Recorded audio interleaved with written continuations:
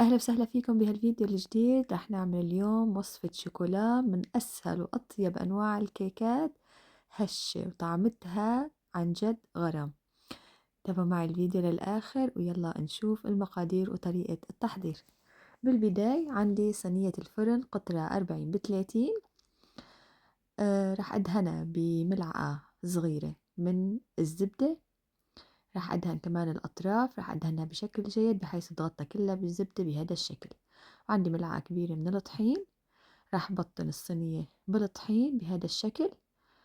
راح حاول إنه كمان الطحين يجي على الأطراف بشكل كامل لحتى تتبطن عندي كمان بالطحين بهذا الشكل، والطحين الفائض بتخلص منه. وهيك صارت عندي الصينية جاهزة. بوعاء عميق راح ندخل بالبداية المكونات الجافة. عندي كوبين وربع من الطحين أو الدقيق الأبيض، راح ندخلهم بالبداية لحتى أتخلص من كل التكتلات بتكون موجودة بالطحين. وعندي كمان 3/4 الكوب من الكاكاو الغير محلى، وعندي كمان ظرف من البيكنج باودر ما يعادل 16 جرام. عندي كمان نصف ملعقة صغيرة من البيكنج صودا ورشة من الملح. هيك المكونات الجافة بتكون صارت جاهزة. رح أنخلهم كمان كتير لحتى أتخلص من كل التكتلات اللي بتكون موجودة بالكاكاو.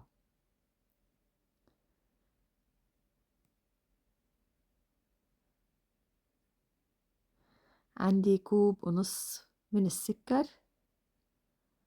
أنا استعملت هون السكر البني، ممكن كمان تستعملوا السكر الأبيض لو حبيته.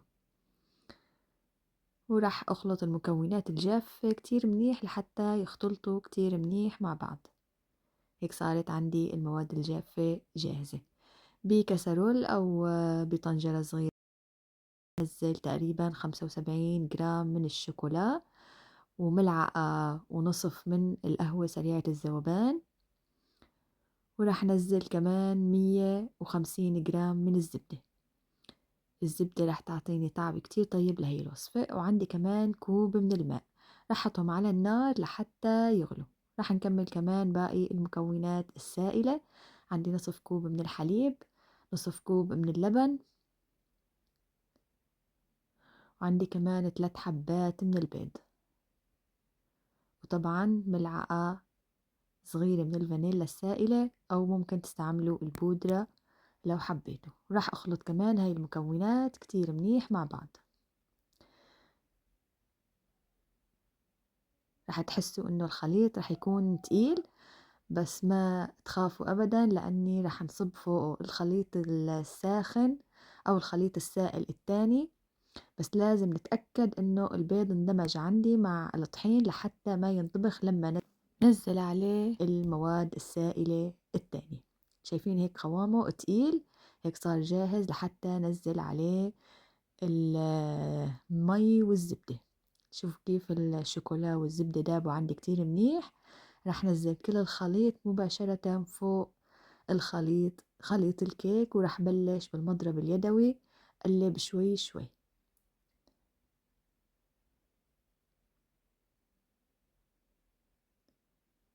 شايفين هاي الكيكة ما بدها أبدا لا مضرب ولا خلاط، بالمضرب اليدوي رح نعمل أحلى كيكة. شايفين هيك بعد ما اختلطت عندي المكونات مع بعضها، هذا هو القوام الكيك اللي بدي إياه. قوامه سائل شوي وريحته بتشهي، بتحسوا حالكم إنه تاكلوه هو ني. هيك صار عندي الخليط جاهز، رح فضيه مباشرة بصينية الفرن. طبعا الفرن كمان لازم يكون محمى مسبقا على درجة حرارة 180. رح حطه بالرف الوسط، ما بياخد معي وقت. هاي الصينية بتاخد بس 35 دقيقة بالفرن ورح تطلع عندي جاهزة. طبعا رح نخبط كمان الصينية هيك لحتى تطلع عندي كل الفقاعات الهواء اللي موجودة فيها لحتى نحصل على أفضل نتيجة. وهيك تقريبا بعد مرور 35 دقيقة شايفين الصينية كيف صارت، الكيك مستوي والسطح ناشف تماما. راح اختبر الاستواء بعود خشبي، طلع ناشف تماما. هيك بتأكد انه الكيك استوى عندي تماما والسطح جاف. راح نترك الكيك يبرد تماما، وبهالأثناء راح نعمل أطيب صوص شوكولا.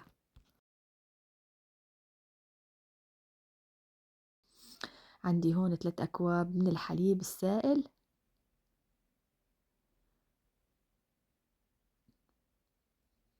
نصف كوب من السكر، وربع كوب من الكاكاو الباودر، وملعقتين كبار من النشا.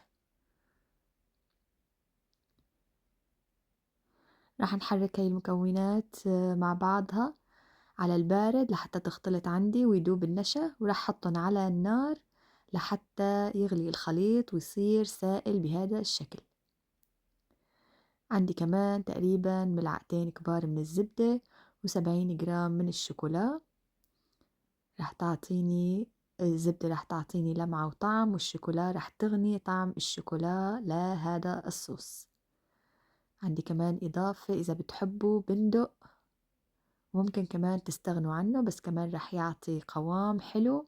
ممكن إذا حبيتوا كمان تضيفوا ملعقتين من الشوكولا السائلة أو الشوكولا القابلة للدهن بنكهة البندق، كمان راح تعطي طعم كتير طيبة للصوص.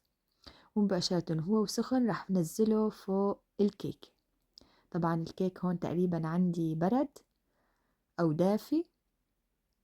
راح وزع الصوص بالسباتولا بهذا الشكل لحتى يتوزع عندي كتير منيح على سطح الكيك، حيتوزع عندي بشكل متساوي.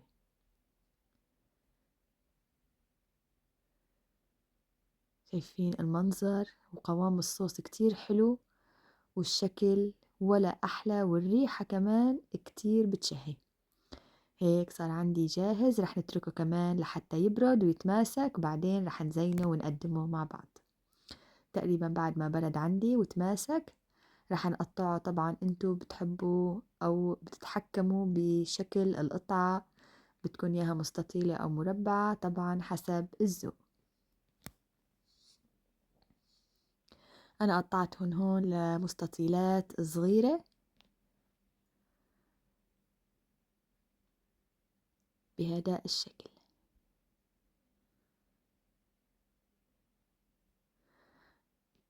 هيك صاروا عندي المستطيلات جاهزين. رح نزين بالفستق لحتى ناخد لون أخضر، ممكن كمان نزينه بالبندق أو حسب الرغبة. عندي كمان حبات من التوت الأحمر أو الفرامبوز، رح نزين كمان، رح يعطيني شكل ولون كتير حلو مع الشوكولا واللون الأخضر للفستق. وهيك بتكون وصفتنا جاهزة، شكلها حلو وطعمتها ولا أطيب. كمان إذا عندكم ضيوف رح تكون ضيافة بتبيض الوش. شايفين الهشاشة والشكل والطعم؟ يا ريت تجربوها، لأني ما فيني أحكي لكم عن الطعم قديه طيب، بتجنن الطعمة، رح تدمنوا عليها. شوفوا الهشاشة، الكيك هش كتير وطري كتير، يعني بشهي بشهي بشهي. لازم تجربوا الوصفة لحتى تعرفوا شو عم بحكي. كيكة من أروع وأنجح الكيكات اللي ممكن تعملوها، ومن أطيب الكيكات. هاي الكيكة المعتمدة عندي، كل ما الولاد أو الضيوف إجوا لعندي لازم أعمل هاي الصينية.